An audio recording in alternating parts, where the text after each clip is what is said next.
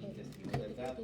¿Okay? Esa es la diferencia. Entonces, si yo tomo agua, el agua ¿cómo pasa? Por medio de un proceso denominado ósmosis, ¿verdad?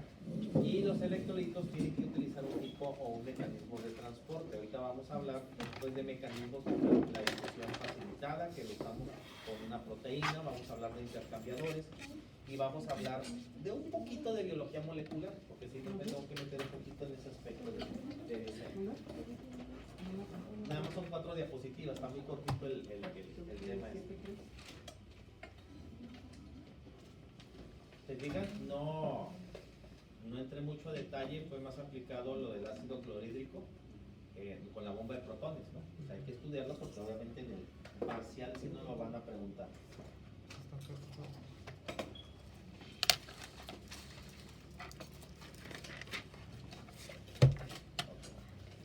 Esto lo encuentran en el capítulo 25 de Devlin. Miren, ¿sí entienden de qué estoy hablando de solutos?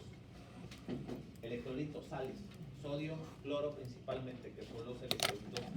Cuando yo tomo agua, ¿sí? Con permiso, me voy a atravesar. ¿Qué hay? Agua y sodio y cloro, es lo que hay aquí. Sodio y cloro son los electrolitos principales. ¿Okay? Entonces, ¿cómo se transporta el sodio y el cloro que está en el agua? ¿Cómo es atravesado por las membranas celulares de los enterocitos? Entonces, yo tengo dos tipos de transporte para los solutos, para el sodio y para el cloro. Es transcelular y paracelular. ¿Cuál es la diferencia?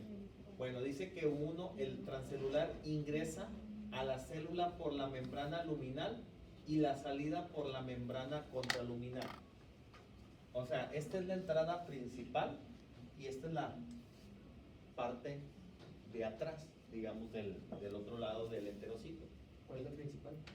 La principal es la luminal y la contraluminal, que también se le conoce a la parte contraluminal, ¿sí? Como vasolateral, que también ahí se los puse. ¿Sí? Parte luminal es la parte principal y la parte vasolateral. Entiéndase, por donde entran y por donde salen. ¿Sí? En casa algunos tienen dos puertas, una entrada principal y otra por un lado, un pasillo. Okay. Hagan de cuenta que la entrada principal y tu parte lateral o la parte de atrás, para el patio de atrás, la puerta corrediza, no sé. Entonces, a eso se refiere. Entonces, la transcelular se refiere al paso de los electrolitos, las sales, los solutos que están contenidos. Ahora, recuérdense que los solutos, las sales, sodio y cloro, por ejemplo, los encontramos en los alimentos, los encontramos en el agua. Díganme un alimento que contenga sodio. La sal. Bueno, la sal, no, pero es un sólido para sazonar. Entonces, esa sal, ese sodio y ese cloro, porque es cloruro de sodio, tiene que ser transportado por el enterocito por este mecanismo. Y luego está el paracelular. Los solutos difunden entre los espacios que hay entre las células, se llaman intersticios.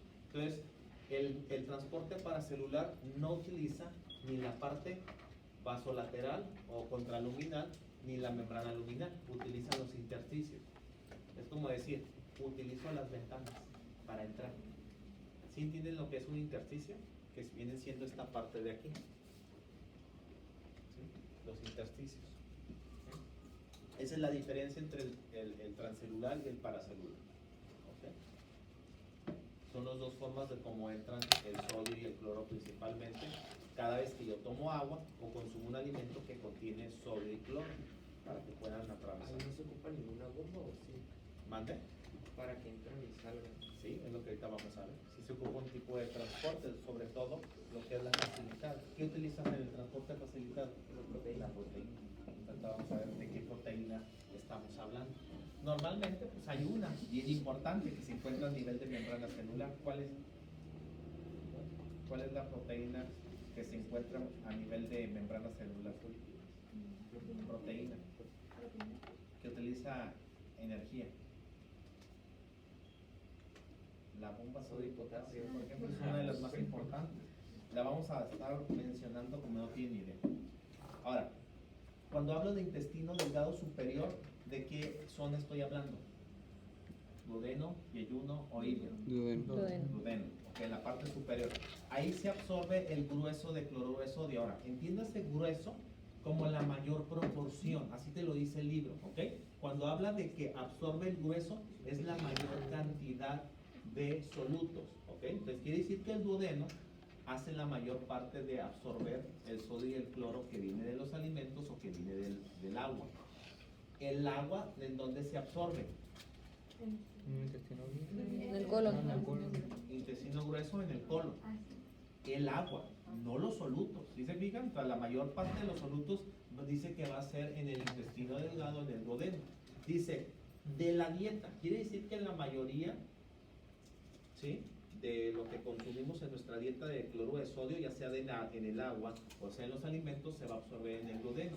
Dice, y las secreciones glandulares. ¿Dónde tengo cloruro de sodio? ¿En qué secreciones glandulares? ¿Cuáles son las secreciones glandulares que tienen cloruro de sodio? Ayer lo mencioné. Es la saliva, ¿no? Excelente, la saliva. ¿Sí? ¿Dónde más hay cloruro de sodio? Jugo pancreático. ¿Sí se fijan? Esas son las secreciones glandulares a las que se refiere. Después de cada comida. Tiene lógica, ¿no? Que después de que coma o cuando vaya a comer, la secreción pancreática y la secreción salival se aumentan. Entonces ahí hay. Independientemente coma o no coma, las secreciones tienen cloruro de sodio. ¿Y por qué tienen cloruro de sodio? Porque tienen la sal para neutralizar. ¿Cuál es el pH de la boca? 6.57. Ligeramente así ácido a neutro. ¿Sí? Intestino delgado inferior, ¿de qué estoy hablando? ¿Yeyuno o ilion? Ilion es la Yeyuno, ilion, ¿no? Sobre todo, ¿no? Dice, regulación fina de los niveles de cloruro de sodio acorde al equilibrio de los electrolitos del cuerpo. Quiere decir que en la parte más baja del intestino delgado, ahí se va a absorber los electrolitos que estén circulantes en el cuerpo, no los que vienen de la dieta, ¿ok? Esa es la diferencia. Entonces, la parte más alta vienen de los nutrientes de la dieta, del agua, de los alimentos que contienen sodio, por ejemplo. ¿Sí? No sé si ustedes han escuchado que dicen, hay ciertos alimentos que el paciente diabético el paciente hipertenso debe de evitar. ¿Saben qué alimentos, aparte de la sal, no pueden consumir? el azúcar. Por ejemplo, díganme un alimento que sepan que tiene sodio. Que todos lo asociamos. ¿No? Pero algunas Pues tienen sal, ¿no? Obviamente, ¿no? El saladito, pues también, obviamente, pero es porque tiene sal. Absorbe electrolitos que ¿Dónde ustedes están en circulación en la voy a sangre. meter un gol. Y no es mi patrocinador. ¿El Costco o el Sam's Club han comprado los mix de nueces y almendras y todo? Y dicen con sal o sin sal. Entonces, pues, obviamente nosotros debemos de seleccionar el de sin sal. Ponle que absorbe Pero si de se la boca fijan, dice la cantidad de sodio que tiene. Y acá a partir de la Eso dieta, nos ¿no? puede poner, ahora, si empiezas a comer sal, ¿qué te va a dar? Sed. ¿Por qué? Porque los solutos jalan al agua, entonces hace que las células se deshidraten, ¿verdad? Por eso nos da sed, ¿verdad? Ok. Y intestino grueso, ya sabemos que es donde se lleva a cabo la absorción de electrolitos y agua. Si se fijan que también dice que electrolitos, pero la principal absorción va a ser el agua. O sea, hay un mínimo de electrolitos que va a ser el intestino grueso. El intestino grueso no solamente absorbe agua, lo que absorbe principalmente es agua, ¿sí? Pero también puede haber alguna absorción de electrolitos. Pero quien se lleva el crédito de la absorción de solutos o sales, electrolitos, es el intestino delgado. Ahora, fíjense bien, aquí es donde vamos a hablar de las enzimas. ¿Qué enzimas se encuentran presentes en la parte luminal, en la parte principal? La bomba sodio-potasio. ¿Qué es lo que hace? Sodio sale y potasio entra. Entonces, ¿a dónde debe de salir el sodio? Esta celular. Pues a la parte del otro espacio del enterocito, ¿verdad? Donde debemos de ir. Entonces, una de los enzimas que están presentes, pues es la bomba sodio-potasio, y otra enzima muy importante se llama adenilatosiclasa. ¿Cuál es la diferencia? Pues este es una proteína de intercambio y esta es una proteína, es una enzima de origen proteico obviamente, que sirve de señalizador. ¿Sí? Se intenta mandar la señal de que hubo paso de electrolitos o absorción de electrolitos, ¿no? Pero recuérdense que este está en la membrana y este está en el interior de la célula. ¿Sí? Esa es la diferencia. Pues se fijan, dice que está en la membrana contraluminal, no es en la parte luminal, o sea, ya está para salir, ¿verdad? Por eso necesita el sodio salir, atravesar. Sale sodio y entra potasio. Entonces yo ocupo para que el sodio pueda atravesar la membrana luminal a la contraluminal, se intercambie con el potasio. Y ustedes me van a decir, ¿y qué con el cloro? El cloro pasa solito, tiene su canal. El cloro es independiente. Aquí no, ojo, aquí no vamos a ocupar el intercambiador ahorita del bicarbonato, pero tiene cloro una salida exclusiva. Ok, sistemas de transporte. Tenemos transporte facilitado, tiene lógica que sea por uso de una proteína, porque estoy usando la bomba sodio-potasio, ¿estamos de acuerdo? Y fíjense bien, ¿qué pasa? Yo estoy hablando de solutos. Cuando yo hablo de solutos, ojo, no solamente son los electrolitos. Un soluto pueden ser los azúcares. ¿Como quién? Los monosacáridos. ¿Cuáles son los 3 monosacáridos principales? Sacarosa. Glucosa, fructosa y galactosa. Okay. Una vez que las disacaridases en el intestino delgado convirtieron la sacarosa en glucosa y fructosa, la lactasa o la lactosa más bien dicho, en glucosa y galactosa, y la maltosa se convirtió en glucosa más glucosa, ellos tienen que atravesar la parte luminal hacia la contraluminal.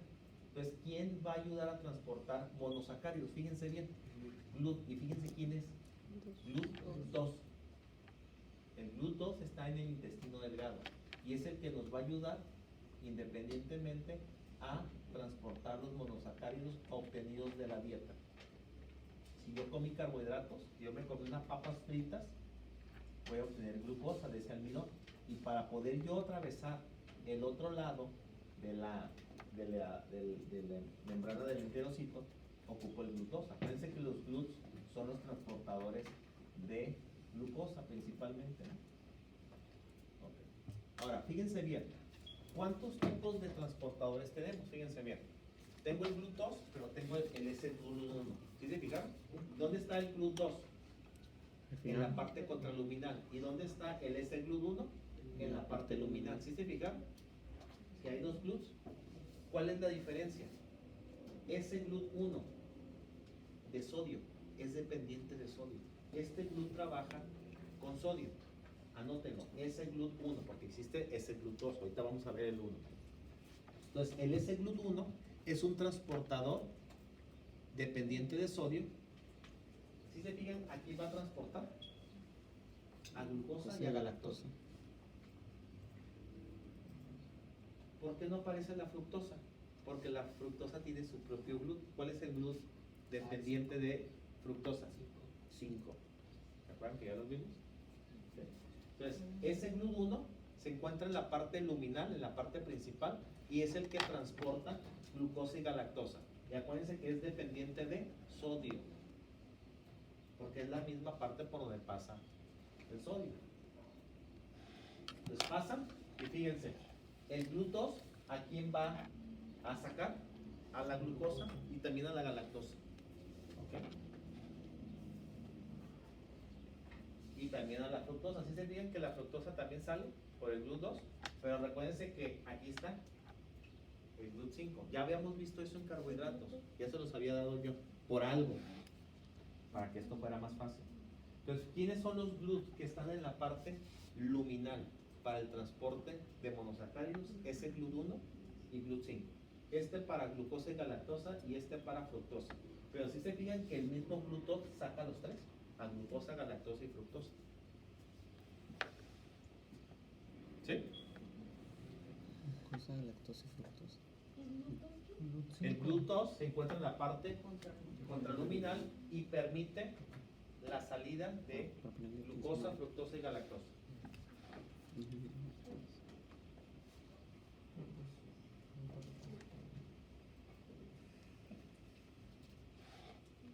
Ahora, también hay otra nota, que también por este mismo parte luminal dice que también puede haber transporte facilitado de aminoácidos neutros, o sea, los que no tienen carga. ¿Sí? Un poquito más adelante, esto lo vamos a ver cuando veamos digestión de proteína. Entonces, también se puede utilizar el transporte facilitado para transportar los aminoácidos neutros. Un poquito más adelante, cuando veamos digestión de proteínas, ahí los vamos a ver. Ahora, hay una nota abajo, muy importante. Dice, el transporte de sodio siempre va asociado a la activación de la bomba sodio-potasio ATPase. Tiene lógica, ¿no? Que el sodio ocupa la bomba sodio-potasio para poderse intercambiar o para poder salir o para poderse mover. Gradiente osmótico. ¿Qué tiene que ver el gradiente osmótico? Gradiente osmótico es el gradiente de agua. ¿Hacia dónde se mueve el soluto?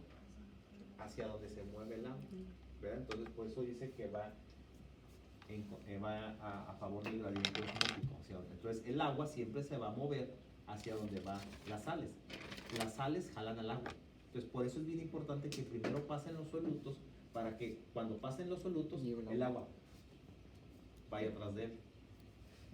Por ejemplo, yo tengo tengo 3 mascotas, 3 perros, y uno de ellos ya está muy viejo, ¿sí? Ya no escucha bien, ni ve bien, lo tiene cardiomegalia.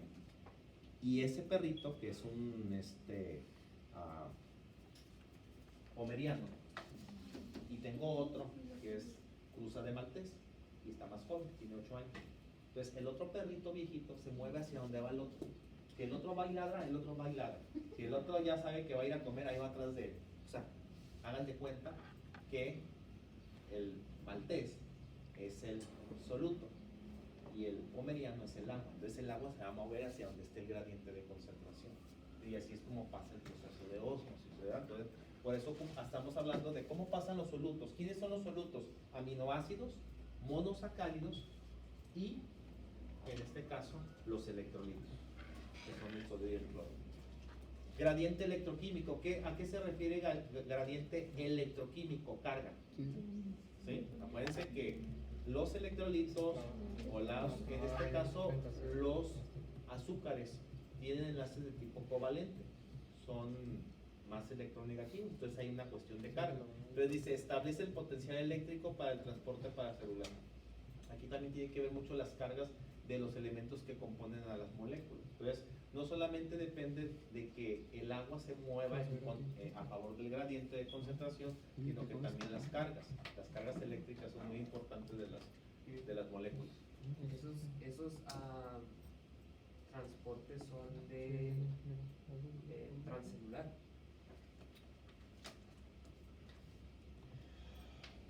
Sí, o sea, estamos hablando del transcelular, siempre va a ser el que utilice la parte luminal y la parte contraluminal. Y el otro transporte, el que estábamos hablando, que es el paracelular, es solamente cuando los solutos se difunden entre los espacios, ¿sí? Ahí va a depender, sí. Normalmente la mayoría de los solutos van a utilizar el transporte transcelular, por donde entran. ¿Quiénes utilizan? Por ejemplo, los monosacáridos tienen una zona de entrada y una zona de salida. Ocupan el S-glutino o el glucin. Para poder salir ocupan el glutos. Ese es el mecanismo transcelular. Y el paracelular, por ejemplo, ahí pudieran ser los electrolitos, específicamente. ¿Sí? Ahora, fíjense bien. Hago la diferencia entre intestino delgado e intestino grueso. Ese es un modelo esquemático de cómo habla de un modelo de absorción de cloruro de sodio eléctricamente neutro. ¿Por qué dice eléctricamente neutro? El sodio tiene carga de +1 y el cloro tiene carga de -1, según la tabla periódica. Entonces, +1 menos 1 igual a 0. Por eso dice que está eléctricamente neutro, ya está equilibrado. A eso se está refiriendo ahí. Entonces, ¿quiénes intervienen para intercambiar? Bueno, ya habíamos mencionado este intercambiador, nomás lo había mencionado. Tengo un intercambiador sodio-hidrógeno. El sodio puede intercambiarse con el hidrógeno. ¿Se acuerdan que nosotros mencionamos transporte transcelular y el paracelular? El paracelular dice que se da entre los intersticios. Entonces, entre los intersticios existe este intercambiador que se llama sodio-hidrógeno. Si se fijan que tiene la misma carga, por eso se puede intercambiar. Normalmente en el transporte transcelular utilizamos el intercambiador de la bomba sodio-potasio, sodio con potasio nada más. Pero si te fijas, acá también tengo esta otra opción donde puedo utilizar el hidrógeno. Entonces, aquí utilizo sodio-hidrógeno, ¿sí? Son cationes. Tengo otro intercambiador, cloro y bicarbonato. Si se fijan que este es igualito que en las células parietales del estómago, para el lumen gástrico, como fue la bomba de protones para la formación del ácido clorhídrico. Es muy parecido el mecanismo. También cargas negativas, aniones, se intercambian entre ellos. ¿Qué otro mecanismo hay? La bomba sodio-potasio, la que acabamos de ver. ¿Sí? Canal de difusión pasiva para potasio. El potasio tiene un canal exclusivo para atravesar la membrana celular. Por ejemplo, si yo como jitomate, como plátano, como camote, tiene potasio. ¿Por dónde va a atravesar? Ahí si se fijan, ahí utilizamos un canal de manera pasiva. ¿Qué es pasivo? ¿Qué tipo de mecanismo de difusión pasiva? Se utiliza energía, se utiliza una proteína, no se ocupa nada, tiene un canal por donde pasa y atraviesa el potasio libremente, sin ningún problema. Ese es el problema, que cuando la gente consume mucho potasio, rápidamente puede haber una afección cardíaca. Entonces, si alguien, por ejemplo, tiene insuficiencia renal, ya no se excretan los productos de desecho. El potasio se debe de, la aldosterona que hace, reabsorbe sodio y excreta potasio. Cuando hay daño renal, ya no se excreta el potasio y se les eleva el potasio. Entonces, esos pacientes no pueden estar consumiendo libremente el potasio. Debo de cuidar su dieta, porque como es una difusión pasiva, imagínense, le da una hipercalemia y se te infarta el paciente. ¿Sí? Es una afección cardíaca. Los pacientes que no se cuiden con insuficiencia renal crónica se van a morir de alguna afección cardíaca si no están controlados. Y tengo el canal vasolateral de cloro. Si se fijan que el cloro pasa solito, que es lo que habíamos dicho. ¿Sí? Por la parte luminal, si se fijan que entra cloro y sale bicarbonato. Mismo comportamiento como pasó a nivel gástrico. Tengo el sodio hidrógeno, ¿verdad? Y tengo el del potasio, que también pasa libremente, el que habíamos mencionado. Entonces son intercambiadores, se llaman intercambiadores, no se les olvide, que tenemos de solutos o electrolitos en la membrana luminal, ¿ok? Y contraluminal, obviamente. Ustedes ya lo conocen, este también ya lo habíamos mencionado, nada más que obviamente pues es en el intestino, pero es muy parecido en el, de hecho también, ¿saben dónde sucede también este intercambiador? En el eritrocito. Cuando veamos RESPI y veamos el efecto Bohr, el efecto Halden y veamos el sistema amortiguador bicarbonato y hemoglobina, que ya la última unidad, vamos a volver a hablar de ese intercambiador. Entonces, este lo van a ver ¿en dónde? En el riñón, en el eritrocito, en el estómago, en el intestino. Se utiliza mucho. ¿Sí? Cuando lleven riñón, cuando lleven el módulo de riñón, ahí lo van a estar viendo más. Entonces, estos son intercambiadores para que puedan pasar los solutos, los electrolitos, los iones al enterocito, a la parte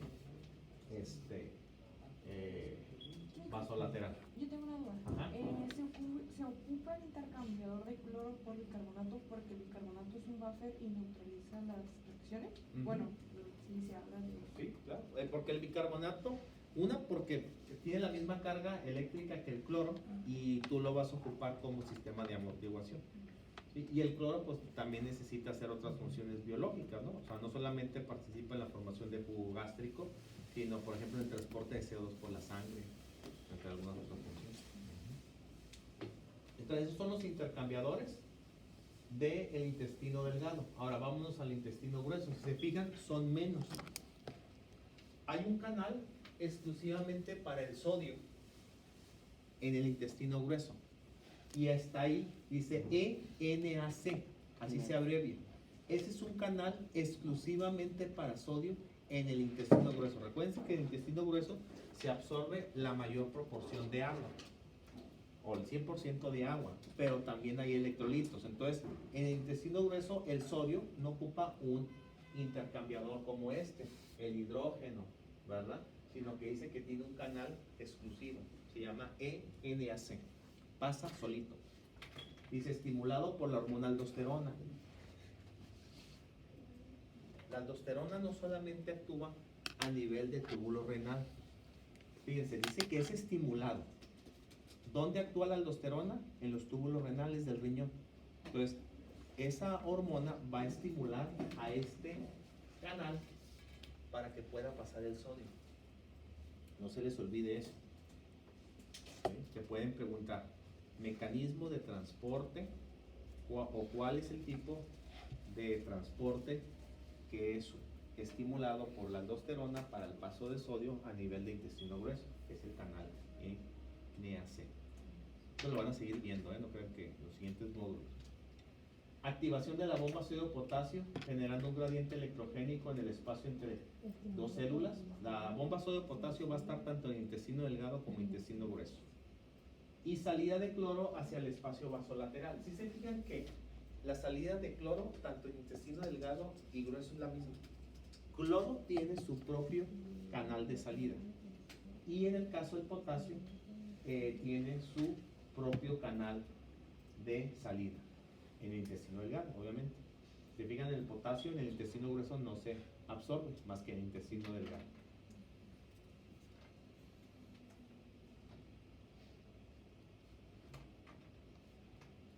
Esto que aparece aquí son los famosos diuréticos. ¿Sí? Yo puedo inhibir la absorción de sodio. Para eso usamos los diuréticos, ¿estamos de acuerdo? Para que se puedan eliminar el sodio. Yo quiero excretarlo por la orina, entonces evito su absorción. Más adelante, por eso lo voy a enseñar en riñón, en renal, cuando lo vean. Pero son mecanismos de transporte. Entiéndase que cuando yo utilice la bomba sodio-potasio ATPasa, pues es un transporte activo, primario, ¿verdad? Electrolitos no está difícil, la verdad, es muy sencillo. Secreción de electrolitos incluidos agua en la mayor parte del tracto gastrointestinal. Dice, la secreción de sodio y cloro está directamente acoplada a la bomba sodio-potasio. ¿Sí? También tenemos un ingreso, si se fijan, aquí deben de salirte las cuentas. Si se fijan que aquí te dice que ingresa 1 de sodio, 1 de potasio y 2 de cloro. Porque si yo tengo sodio más 1 y potasio más 1 es más 2. Pero el cloro tiene carga de menos 1 por 2, menos 2. Más 2 menos 2 es igual a 0. Entonces aquí tú tienes que tener un ajuste también hasta de carga. Por eso dice que también pueden ingresar 2 cloros por cada sodio y potasio que son intercambiados. Pero acuérdense que él tiene su propio canal, pero aquí tiene que coincidir la proporción de cargas. Más 1 es más 2. Este tiene carga de menos 1, pero como pasan 2, es menos 2. Más 2 menos 2 es igual a 0. A eso es a lo que se refiere. Entonces yo tengo, ese se llama cotransportador. Los intercambiadores, ¿cómo se interpretan o se escriben? Con una diagonal. Pero si te fijas, este nada más trae comillas. Entonces, eso se llaman cotransportadores. ¿Sí? Otras formas también de paso de solutos. Activación de la bomba sodio-potasio. Salida del exceso de potasio. Fíjense, yo tengo un mecanismo para sacar potasio si yo tengo un exceso. Dice que es un canal pasivo donde no se ocupa de ninguna proteína, de ningún tipo de mecanismo de energía. Dice, y empuja el sodio hacia el espacio luminal. Pues la misma salida de potasio hace que empuje al sodio. Hasta se ve beneficiado el sodio, ¿no? En ese sentido.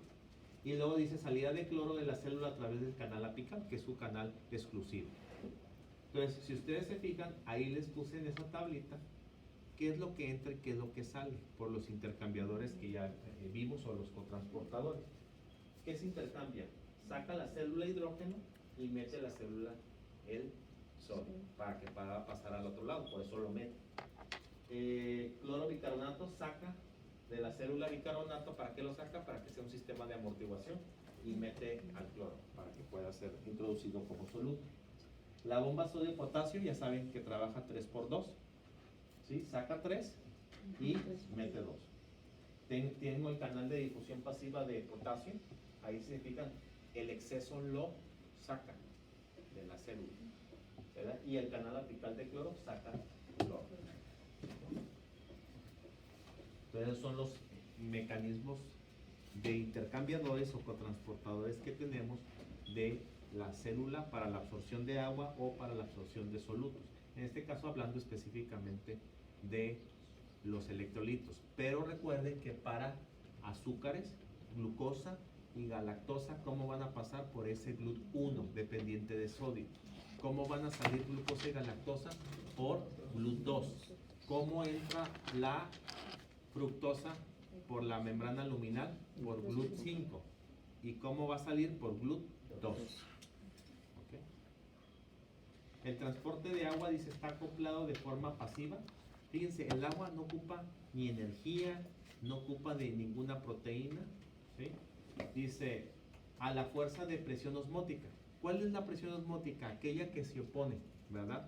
Para que pueda, pues, el agua pasar, no en exceso, pero tampoco en menor cantidad, ¿verdad? ¿No sé si a ustedes les ha pasado que cuando se empieza a ir el agua, empieza a bajar, ¿ya? Empieza a salir mucho chorrito, y cuando empieza a llegar el agua, no teníamos agua, ¿cómo empieza? Entonces empieza a haber un descontrol, entonces tiene que haber una presión. Entonces se les ha pasado que de repente ha subido mucho la presión, yo he tenido que ajustar la llave de paso. Le digo, es mucha agua, porque cada vez que abro la regadera, voy a lavar los trastes o algo, sale un chorro de agua, pues voy a estar gastando, tengo que mover, tiene que haber una presión para que se nivele, ¿verdad? Lo mismo va a pasar aquí. ¿Qué se genera? Dice, de cualquier soluto que ingrese o egrese en la célula. Entonces, eso es lo que cuida la presión osmótica. Si nosotros cuidamos a través de la presión osmótica el agua, vamos a tener el cuidado de que entre o salga los solutos adecuados. ¿Verdad? Y ya se terminó el electrolito. Está muy sencillo. Entonces, fíjense bien qué es lo que vamos a hacer. Ahora vamos a hacer un receso. Son las 15:43. A las 4, hasta ahorita vamos a dar un receso hasta las 4, pero les voy a pasar el ejercicio de esta primer parte de ejercicios. La van a hacer ahorita en esta hora, la mayor parte. Si tienen alguna duda me la pueden preguntar aquí todavía en clase. Ya para poder mañana empezar digestión de carbohidratos. ¿Eh? Ay, perdón. Sí, cierto. Sí, está. Sí, también te di examen, ¿verdad? Sí. Imprimí los demás. Ay, perdón.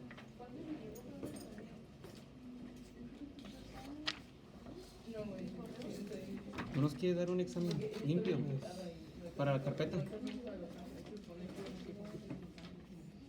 ¿Cómo la carpeta? Pero pues si ya están corregidos, ¿qué van a corregir? ¿No tiene que ir? Ah, pues sí, ¿verdad? Yo les facilito eso. Ya están corregidos. Yo les he facilitado todo eso. Es que dice que en la tercera dice hacer la corrección de un examen. Yo ya. Ahora, ¿qué es lo que ustedes tienen que hacer? Agarren el examen del equipo que tiene menos errores. Y como ya está subrayado, ya está corregido. Yo haría eso. Ya. Les quito mucho. Mario. Ah, pues ya. Ah, pues sí, ya.